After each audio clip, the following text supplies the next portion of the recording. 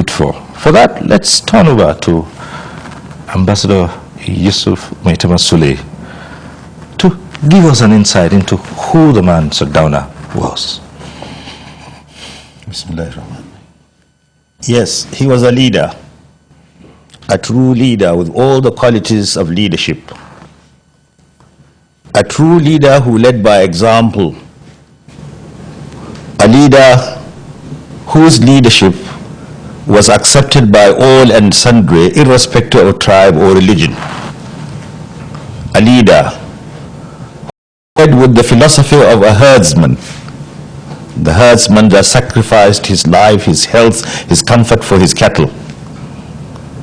A leader, a political leader that came into politics to serve but not to be served, to give but not to take.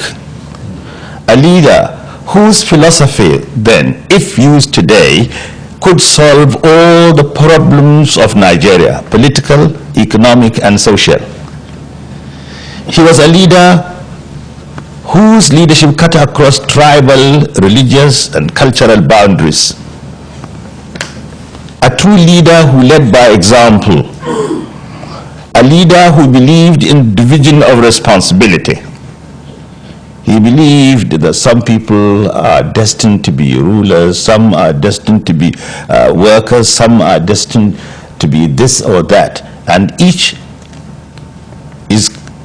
has to keep to his own sphere of responsibility.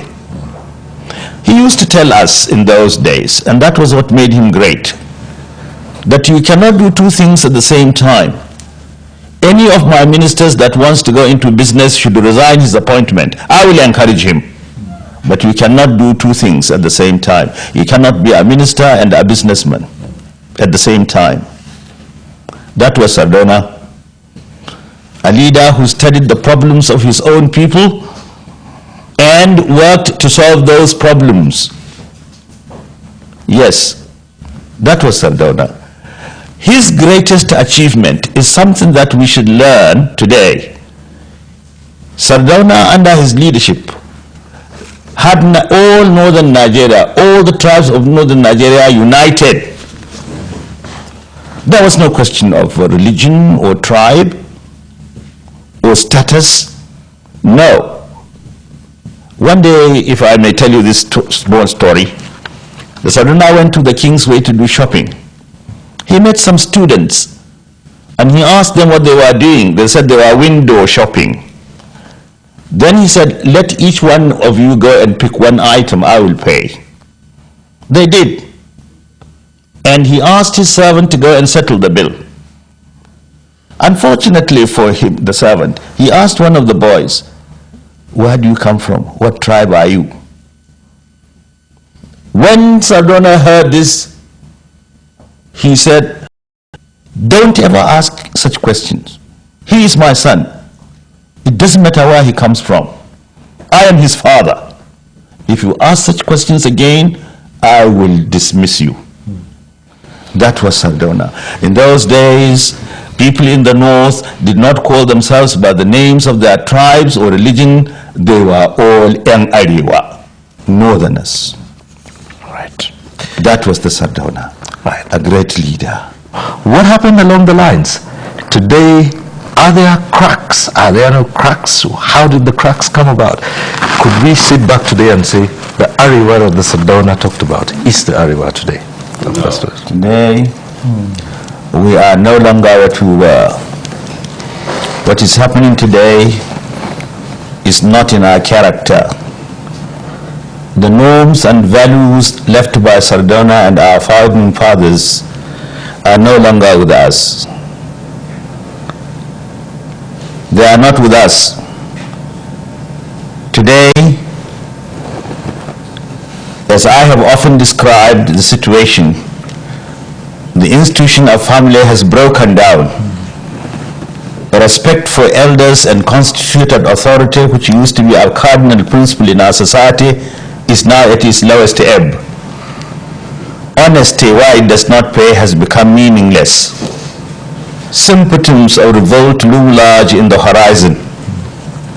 In short, there is meaninglessness in philosophy, insecurity in polity, chaos in politics, immorality in society, corruption in economy, frustration in art, and lack of creativity in literature.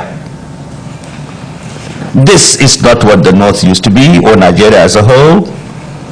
Ours was a decent country whose leaders respected one another in spite of their political differences. Ours was a society that was morally sound. It was a society in which all of us were our brother's keepers. It is not the same today. Perhaps some people say we have been brainwashed by our erstwhile colonial masters. It is true to a certain extent, but we are to a very large extent to blame, because we are masters of our fate. We should be captains of our soul. Today, as I have said, we are no longer ourselves. Our cultural values have been thrown overboard. If a people lose their culture, and Sadauna was a man of culture, and that was why he organized the annual cultural festival. It started from the north. Today we are trying to abandon our culture, and culture is the identity of the people.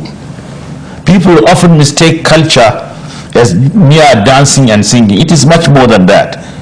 Culture is the customs and costumes, the characters and the characteristics, the manners and mannerisms, the philosophy and the ideology of our people.